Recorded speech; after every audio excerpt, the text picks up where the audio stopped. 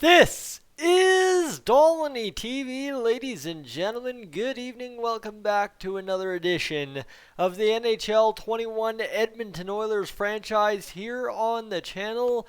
And where did we leave things last time? Well, the Edmonton Oilers not looking so hot. 18, 19, and 2 on the season. It is now January 2nd, 2021. This being if the NHL had actually played a full regular season this year. Connor McDavid leads the way with 45 points in 39 games played. The title of last episode might have been a little bit provocative. That was the reason for it. You know what? You got to get crafty to get some views on the NHL 19 or NHL 21 stuff. My goodness, still thinking it's 2018. That's pretty brutal. Anyway, it was about Mike Smith. Mike Smith's been awful. Look at these stats. 876 save percentage, 447 goals against. Yes, I know I've cranked up scoring. Yes, I know I've cranked up shooting. I know I've cranked up everything to try and get Connor McDavid a 100-point season.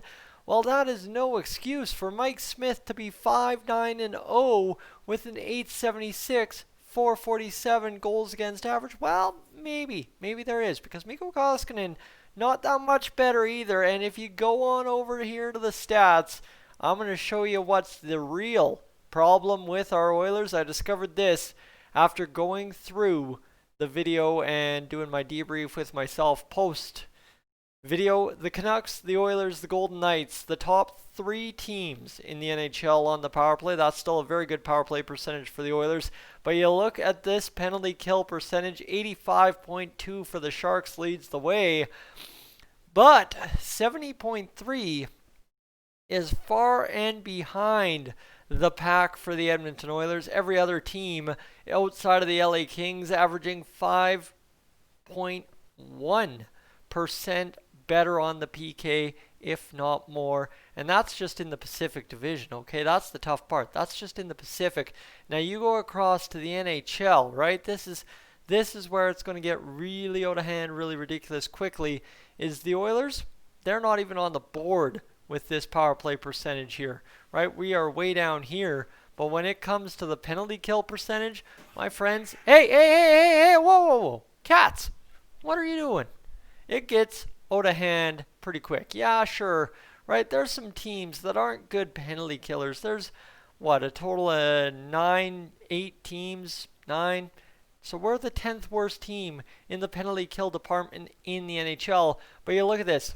East. West, East. There's 2 worse West teams than us. So it's time to change things up and get it going. But I did promise a solution to the goaltending first, and that's where we will get to things right now. You get across to the trading block, okay? This trading block, a beautiful thing. This is our trading block. We're trying to find a goalie who's going to match that 17 to 27 bill. It's just not going to happen. Orange Cat, get over here. Hey, get over there. All right, so you go over to browse trading block, okay? This is where it's going to get fun because, this is what the rest of the NHL has on the block, and you have to look no further than the Boston Bruins to find a guy they're willing to part with in Yaroslav Halak, who has had 5 wins, a 928 save percentage, and a 260 goals against average on the season in 9 games played. You know what? That's not too bad. I think we can work with that, right? Obviously, he's 35 years old, but we're only asking him to go 1 more year with us, and we're good, or the rest of this year, I guess, realistically, and away we go. Right? Nothing to report. Pro Scout assessment. That's good news. He's not going to screw us over too hard. So, let's go trade for this asset and get this job done, shall we, Yaro Halak? Obviously, we don't have the cap for him. That's going to be number 1 issue. So, you go on over. Yeah, we'll part with Mike Smith. Mike Smith is an issue here in this franchise mode. So, we'll get it done. The Oilers still over the cap by $84,000. It's that simple. These are the hard numbers we're working with. So, what do you got to do? Well, there happens to be, if you go back to that trade block in your head for a second, there's a guy we can move that is right there. Yeah, right there. Josh Archibald, $1.5 million this year, 76 overall. That's going to hurt the Edmonton Oilers any way you cut it. And Yarl, a guy they want to get rid of in Boston. They've got him on the block. They've got a couple other contracts on the block. We're a buyer. They're a buyer. Propose the trade. And the trade, my friends, accepted. Go to roster moves. And we got to call somebody up here. That's the thing. We have now freed up a total of .682 against the cap. This is the fun part, right? We still don't have too much cap space. So, what do you got to do? You got to go out there and make another deal. Or you go out there and simply do this, right? Chris Russell, you can throw him on waivers, but I can also trade him for 7th round draft picks.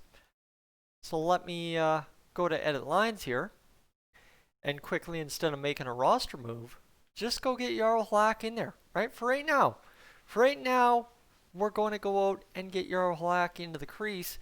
We'll leave him as the starter for right now. We'll see what he can feature for us in a couple of games. Now our goaltending comes down an average of a year and a half. That's going to help us a little bit.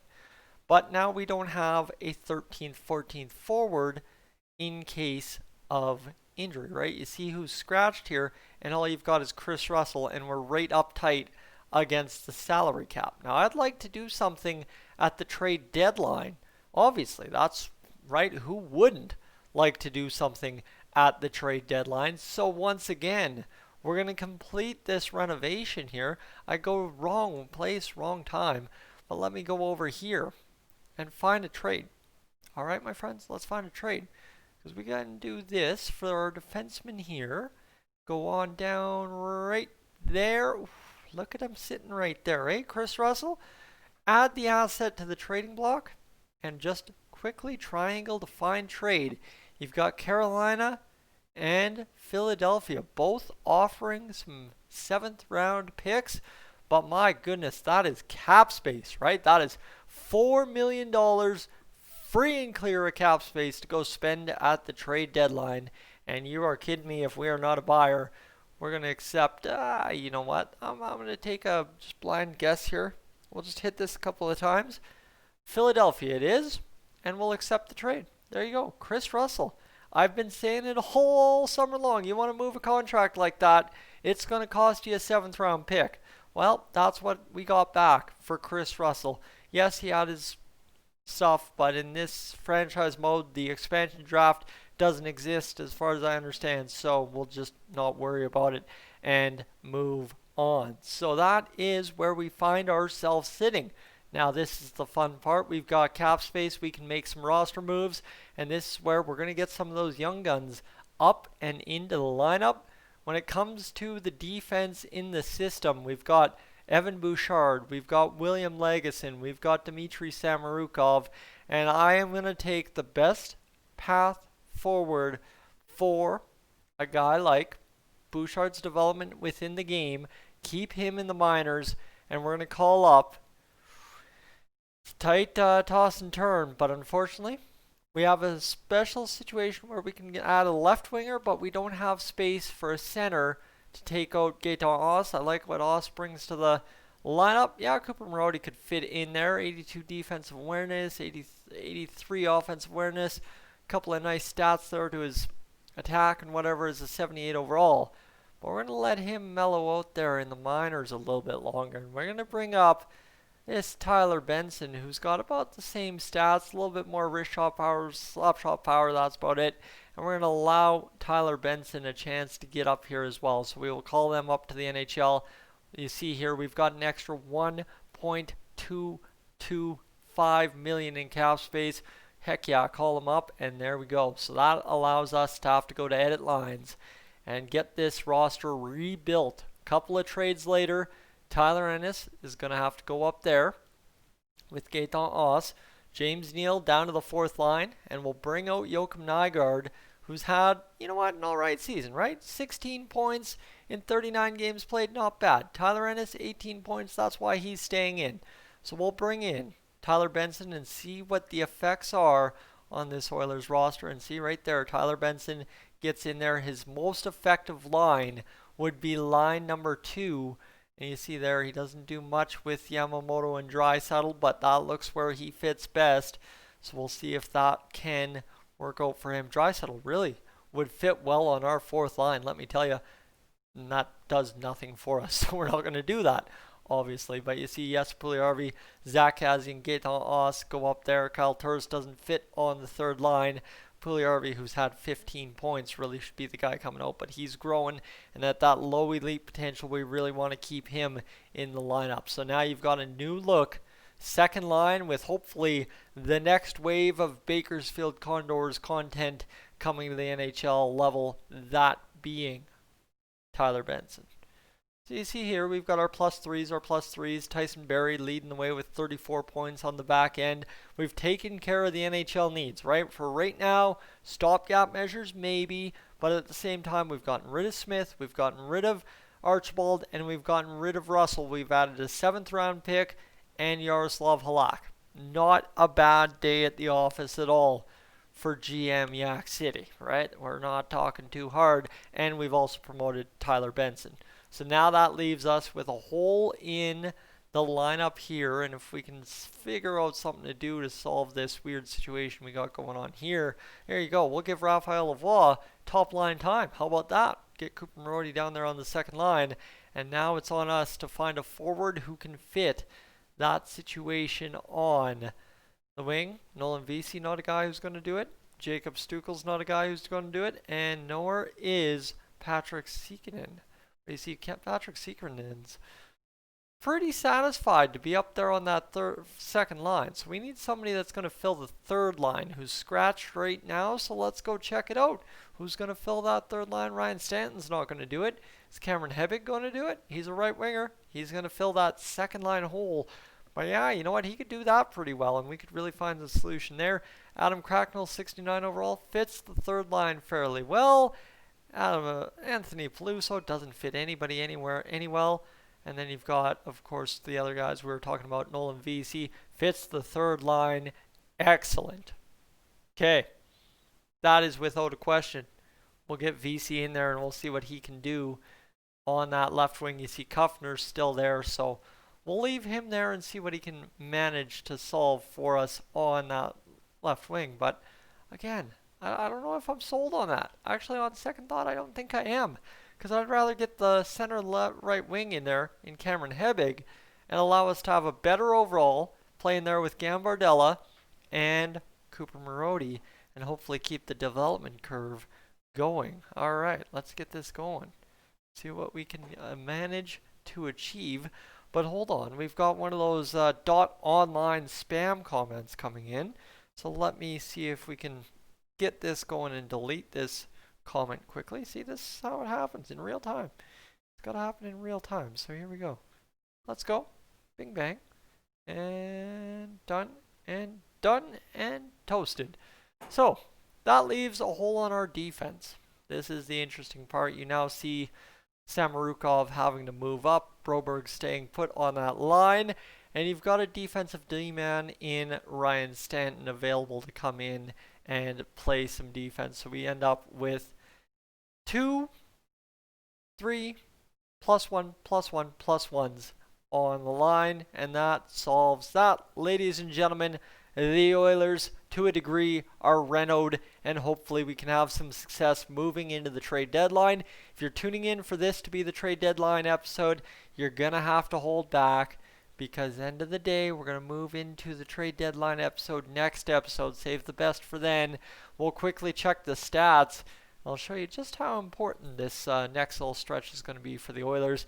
Nugent Hopkins there with 44, Chase on 39, Draisaitl 37, Yamamoto 35, 34 for Barrie, Clefbaum 28, Neal 27, and then you get into the below the 20 mark. Nurse 19, Ennis 18, Turris 17, Nygaard, who's now scratched, 16, 15 for Puljujärvi, 14 for Haas, Larson with 11, 9 for Kassian, Ethan Bear with 8, Caleb Jones with 7, and there you go. So realistically, we do have to, at the deadline, probably find a way to upgrade on Zach Kassian, and that's going to be the hard part, because maybe an addition's going to happen here that's going to cost us a pick or two, and we really don't have that to work with thanks to Ken Holland's trade deadline in 2020. So let's get ahead through this with a 5-game stretch here: Arizona, Anaheim, LA, San Jose, and Florida. This is a killer part of the schedule. I remember the game at home against Florida. This is, of course,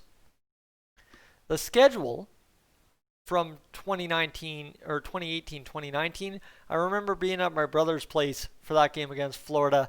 I will tell you, I was doing Oilers coverage at that time, but my goodness, I was so burnt out because it was going so awful at that point that I just done. Tuned out of the game, and that was it. So Roland McCowan is on waivers. Okay. It's top 6D, 74 overall. Could really fit that role instead of us having to bring in Ryan Stanton, a guy that could develop a little bit more. Defensive awareness, offensive awareness. Fits in all the following lines based on Coach Wes Meyer's scheme. All defensive pairings. That's not bad news. Do we go after him? You know what? We will go out of our way and claim some minor league depth here in Roland McCowan, and we'll get through that couple of AHL games and get him in the lineup here and see what he can bring. Because I'm really intrigued to see what a guy of that caliber at the AHL level, not talking big NHL mover, but he could be a difference maker at the AHL level. We'll get Ryan Stanton out of the lineup, and we'll see just where, he ended up on our NHL roster. So let me quickly go to roster moves and get him back down here to the AHL level, because that's not going to work having him sit at the NHL level. I'd like him to play a little bit, so where'd he go? Where'd he go? That's the question. I don't see him. There he is. So why can't I see him in edit lines? Am I blind? Because he's probably a right D.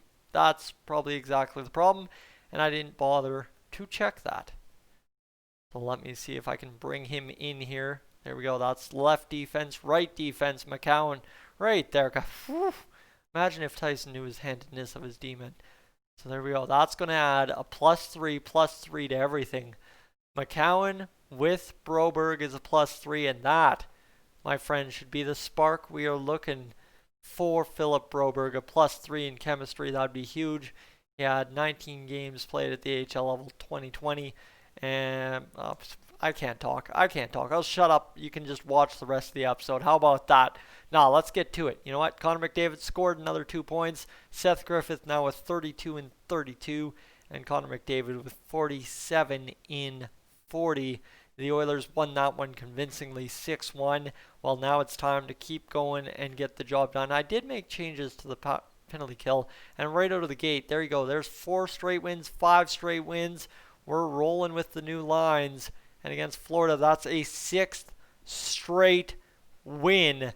That, my friends, is cruising. That is what we were looking for in the last episode. The Oilers now catapult into 3rd in the Pacific Division, which is good enough for bare minimum the last wildcard spot. Connor McDavid with 51 points. But you see what this impact on the lineups definitely had. We're scoring goals. Nugent Hopkins up at 50 in 44. Draisaitl 44 in 44. Tyson Barrie at 43 in 44. Alex Chase on 41 in 44. Kyler Yamamoto 40 in 44. James Neal 32. Clefbaum 29. Turris 24. Ennis is up to 21. Nurse at 20. You still got Nygaard there. Haas at 1. Puljujarvi hasn't. Adam Larson is at 41 or at 12 after missing 3 games. Zach Kassian at 11 points, so he's all of a sudden jumped up a little bit. Caleb Jones at 10, Ethan Bear at 9, and this is the impact we've seen at the NHL level so far in 5 games for Tyler Benson, who is playing 14.53 a night and scoring 3 points in 5 games. So now, yeah, all of a sudden things are going pretty well. I might just tweak with that power play a little bit there and see if we can't find a little bit of a solution with Tyler Ennis and Tyler Benson. That's going to be difficult the rest of this episode for sure. So Tyler Benson doesn't fit the power play scheme. Doesn't fit that. So Tyler Benson not really adding much to the overall of the power play, but we'll see if he can indeed add anything there. And you see James Neal will get Chase on back on the top unit and see if we can't produce a big winning offensive strike force on the power play. That's just an experiment we'll run, right? We just won 6 straight games. We can afford a slide game or 2 or 5. You know what? Honestly, I'll slide to 5. All-Star break coming up. That's not going to exist this year, but it just is what it is. We'll go through Arizona here. Try to beat them. That's 7 straight against Buffalo. That's a 4-1 loss. Finally due for one. That's fine. 5-3 win. Bounce back. We're good to go. Against Calgary. How about this? 3-1 loss. Not what I wanted there. Let's go see what we got going on for these prospects, shall we? The prospects starting to look good here across the levels. You've got Campbell in there, 8th overall, who is still unscouted. You got Brandon O'Byrne coming in at medium elite. Kuka at medium elite. Tyler Wong at medium elite. And then you got everybody else kind of half figured out here. Kind of figured out and really not figured out all. Cole Sillinger, high top 6 forward, so he's potential to be a medium elite player. No problem there. Varlamov in there at a top 6. So there's guys we still have to scout and guys I'm still scouting at this point. So we'll get them sorted out.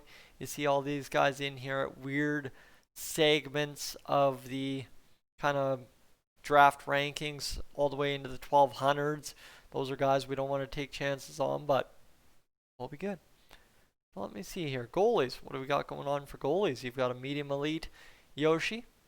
My favorite name, Keegan Yoshi in the draft. So we will see if, have we scouted him at all? Can we keep scouting him? I'd like to scout him one more time. Our scout, thank you. Rated 572, but he's the only medium elite, best kind of goalie we've got in the entire draft. And obviously you've got Tucker Tynan and all these guys still unscouted. So there's potential to find a gem somewhere. But DeAndre Rakes, you know what? Let's go scout you. Let's see if we can get something on you here and find something we're missing in Rakes. And what about Ritu? See if we can find something. No scouts in that region though, so that's going to cost us. We'll get going. 6-2 win against the Carolina Hurricanes. And now you've got the edit lines because Tyler Benson is now injured. That means Joakim Nygard retakes his spot in the lineup. Oh, look at that. Fits in there. Okay, just no problem. You see how really no effect there. And yes, Puljujärvi, who now has 18 points in 50 games, coming in to get that job done. And on defense, things still looking good. Okay, we're good. We're just going to leave it. 3-2 loss to the Detroit Red Wings. So we came back down to earth a little bit there. Except for all of a sudden, the goaltending's gotten a heck of a lot better than it was earlier on in the year, let me tell you. Suddenly we solved that problem, and away we go. 6 points in 11 games for Tyler Benson. He's looking sharp so far, and all we've got to get through is the month of February, and away we go. So let's take a second here. We got that sim out of the way. Connor McDavid's got 55 points in 50 games played. But what I want to check out is the AHL stats and see how they're progressing down there. As you see, we've got 3 above point per game players. Then you've got Chiasson, Barry, Yamamoto in there with those points looking good. You've got 36 points out of James Neal, 30 out of Oscar Klefbom, just tons of goals out of everybody. Gaetan Oss somehow has 10 goals this season. Adam Larson with 12 assists, and Tyler Benson, your lowest scoring player, with a total of 6 points. And then Ethan Bear, the lowest scoring out of anyone who's played a full year. And you look at this, Ryan Nugent-Hopkins leading the way with 23 goals in 50 games played. And anyone that questioned why I would keep James Neal in this franchise mode, well, 36 points in 50 games played, that is a massive get in any franchise mode when you're looking for offense. Yeah, sure, the assists aren't there, but still 36 points, not that bad. And the plus minus, you see Klefbom, Yamamoto up there, and then you see Connor McDavid all the way down at the bottom at a minus 10 on the year. Is what it is. Goaltending wise though, this is where you're going to really like these stats.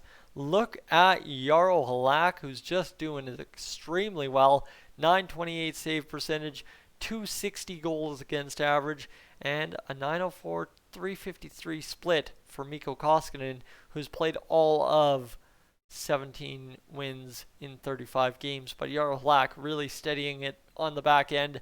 Those are 6 important games he's gotten us, and got the job done. So we'd like to see our Lack maybe start a couple more games. But hey, we've got options down the stretch no matter what. I promised you AHL stats. Let's go get them, shall we? One more time. Back to the stats section and see what's going on here in the AHL. You've got Seth Griffith, who's got 41 points. Brad Malone, who's got 37. Cooper Marody, now at 78 overall still. 36 points in 44 games. Joe Gambardella sitting there at 33. And Evan Bouchard, how good does that look? How about that? 32 points in 44 games. And oh, by the way, get excited about Dmitry Samorukov in this franchise mode. 30 points in 44 games. Raphael Lavoie, who's just doing everything he can to grow into a top 6 forward medium potential. 7 goals, 20 assists in 44 games played. Alan Quine there, Patrick Russell there. Kirill Maximov starting to look sharp with those 10 goals. Philip Broberg suddenly getting things going a little bit like he should. Keegan Lowe up there. Ryan Kuffner doing his thing. And then you've got Ostap Safin and Ryan McLeod and the boys on the lower end. Really trying to get stuff going. And Cameron Hebig not getting anything going.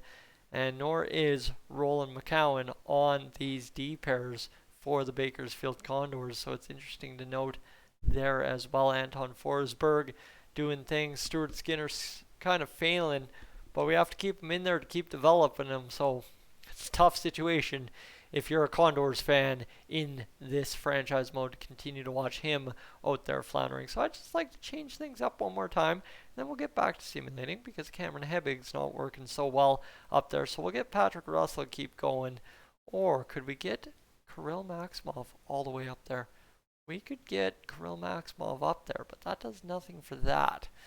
So I wonder if you shoot that guy there. Nope. Kuffner up there. That does nothing. Ah, there we go. There we go. See, that does nothing. That's tough. That's tough. Cooper Marody slides further down the lineup. But he's having an exceptional season. But he's only a centerman. I wonder if you go like this, that's a -1 overall. I wonder if you go like this, that's 0 overall. I wonder if you go like this, that's 0 overall for both. And if you go like that, that suffers us out. So that gives a +1. That's really realistically the solution that's going to get the job done here. So we'll give it a try. You know what, Cooper Marody? We'll just hang tight with him. See what he does in a third line role. Maybe succeed against other players overall, and we can see some kind of growth in him. But right now, we need to get our focus back on the NHL. We're 26, 22, and 2 on the year, and we got to go out of our way and win and win and win to get into the playoffs at this point. Against Philadelphia, 3-2 OT loss, then a 3-2 shootout loss. We'll take those 4 points. 9-0 egg against the Chicago Blackhawks. That sucks. 4-2 win bounce back. We'll take that. And a 5-4 OT loss. Okay, you know what? Realistically, not the worst situation in the world. 2-2-1, but 9 goals against in that game. That really friggin' sucks, man. That really sucks. But the Oilers will survive. 28, 23, and 4 on the season. We'll go as far as the 23rd, and then we'll get into the trade deadline episode next time out. 7-0 loss. My goodness, where is the offense all of a sudden? We're just getting blown out of the water. Goaltending's been subpar. 30 wins, 24 losses, 8-7 OT win. What the heck's going on here? Things are getting crazy, but this might just be the spark we're looking for. As he is now out of the lineup is Zach Kassian, so we'll go get Joakim Nygard back in the lineup. Yeah, sure. He's been serviceable before and didn't have to play a game the last time we inserted him in the lineup, so we'll insert him in now and see if that makes a difference. James Neal will take him up there. That's not going to do anything. That's not going to do anything. Yes, Puljujärvi, Joakim Nygard, and Gaetan Oz. Swiss, Swede, Finn does not work at the NHL level for us, but if you get Puljujärvi over there and move Benson down, suddenly it works just dandy. And you see, yes, Puljujärvi, who's now got 19 points, is up to an 80 overall and growing quickly, so that should be a solution in and of itself at some kind of way. So hopefully that works out just fine. Connor McDavid, 66 points. Alex Chiasson, 52. Let's get this sim done and dusted. 4-3 shootout win. The Oilers find themselves sitting in, look at that, 68 points in 60 games, sitting comfortably in second, tied with the Canucks in the Pacific Division. Now, yeah, if we drop off, we're going to be hurting, but things are looking all right at this point of the season. I want to see if we've cleaned up our penalty kill problems, because that would be interesting to note, and kind of see if the power play percentage has increased at all. So you look at the power play percentage, it is now 25.2, so it's holding steady. The penalty kill percentage up to 75.5. That's what we want to see. We want to see that get going, and suddenly we're into one of those mediocre team averages there when it comes to the penalty kill. As you'll see down there, right? Okay, we're down, down, down, down, down, down, down. We are more middle of the pack. That's what I want to see. Good. Gold. Great. Awesome. Goals against per game, we're still probably one of the higher teams, right? So this is lowest end teams in the league. And then you scroll down, the Oilers. Yeah, we're kind of middle of the pack right there. Lower end of middle of the pack, though. Goals for per game. Yeah, the LA Kings kind of suck it. And we are kind of, again, middle of the pack, but not nearly as bad as goals against average. So we're looking all right, I'd say, sitting second in the Pacific Division.